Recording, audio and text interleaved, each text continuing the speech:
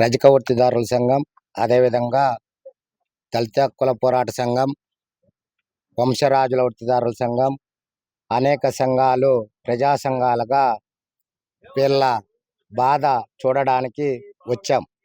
Land దగ్గరికి పోయినాం. అక్కడ గత కొంతకాలంగా ఇంటి స్థలం ఉంది.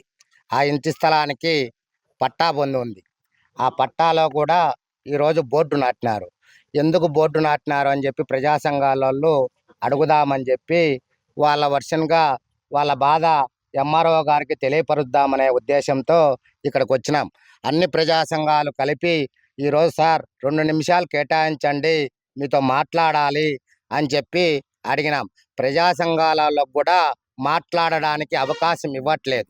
ఎందుకు ఇవ్వట్లేదు సార్? మేము మాట్లాడిపోవాలా, ప్రజా సంఘాలలో అందరం వచ్చినాం, ఇప్పుడు 2 నిమిషాలు మాకు టైం ఇస్తే కదా సార్ అంటే, నాకు టైం లేదు, నేను మాట్లాడను, ఒక అర్ధగంట వెయిట్ చేయండి, వస్తాను అని చెప్పి పోయినాడు.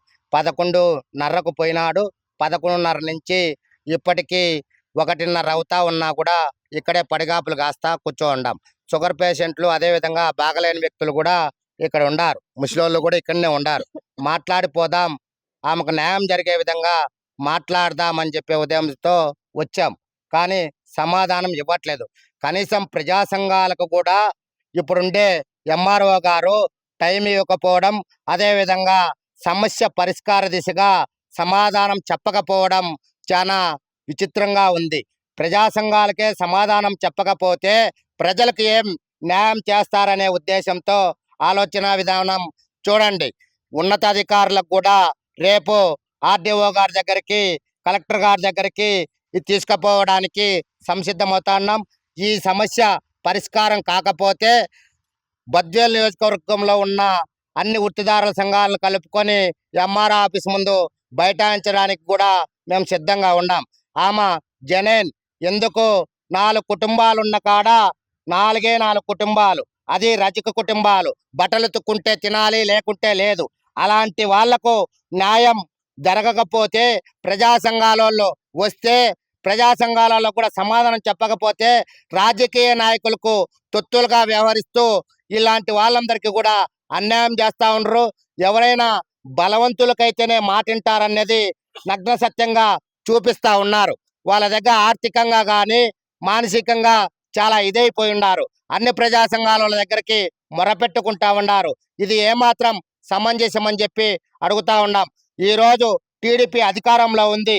ఈ టీడీపీ అధికారంలో ఉన్న నితీష్ రెడ్డి గారు కూడా దీని మీద స్పందించాలి, వీళ్ళకి న్యాయం జరిగే విధంగా మాకు సహకరించాలని చెప్పే ఉద్దేశంగా మీరందరూ ఊకుమ్మడిగా వచ్చి నిలబడుకున్నారు.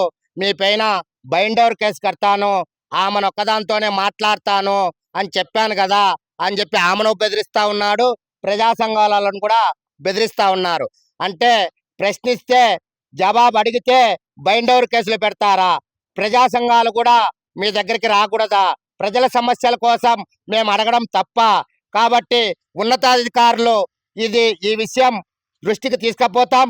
ఉన్నతాధికారులైనా సరే సరిచేయవలసిన బాధ్యత ఉంది కాబట్టి ఉన్నతాధికారులు చూడవలసిందిగా కోరుతా ఉన్నాం. ఈ ఎంఆర్ఓ పైన తగిన చర్యలు తీసుకోవాలని చెప్పి ప్రజా సంఘాలుగా డిమాండ్ చేస్తా ఉన్నాం. మాది గోపారం సార్, మాది పటా ల్యాండ్లు ఉంటే సార్ వచ్చేసి బోర్డు వేసిండు. ఎందుకు వేసినావు సార్ అంటే, నేను వేసినాను అని చెప్పి సమాధానం మాకు ఇవ్వడం లేదు సార్. మేము వచ్చి సార్ కాడికి వచ్చి తిరిగిపోతుంటే మాకు రమ్మంటాడు, కానీ ఇప్పుడు మాకు ఏం రిఫరెన్స్ లేదు, మాకు సమాధానం చెప్పడం లేదు. ఎందుకు వేసినామంటే ఈఆర్ఓ సార్ పంపించేది సార్ పిలిచానంటే, ఎందుకు పిలిచానని, ఏం సార్ మా పటాలు ల్యాండ్ కదా ఎందుకు వేసినారంట అంటే, లేదు పటాలు ల్యాండ్ కదా, సార్తో వచ్చి మాట్లాడు, సార్తో వచ్చి నేనేం మాట్లాడా, మా వాళ్ళని పిలుచుకొని నేను వచ్చానంటే, లేదు సీక్రెట్ గా మాట్లాడాలంట సార్తో, నువ్వు వచ్చి మాట్లాడని నైట్ పూట వచ్చి పిలుస్తాడు సార్. దేనికి వచ్చి పిలుస్తాడు మమ్మల్ని? మా పట్టా ల్యాండ్లో కూడా మీరు బోర్డు వేసి కూడా ఈ ప్రకారంగా మేము ఇప్పుడు ఈ రోజు వచ్చి కూడా 11 గంటల దాకా వేడి చేసినాం సార్. మాకు ఏమి డిఫరెన్స్ ఇవ్వకుండా మాతో మాట్లాడకుండానే వెళ్ళిపోతున్నాడు. రమ్మంటున్నాడు, వెళ్ళిపోతాడు. 4 రోజుల నుంచి మేము తిరుగుతున్నాం సార్. మరి ఇది న్యాయమా అన్యాయమా సార్?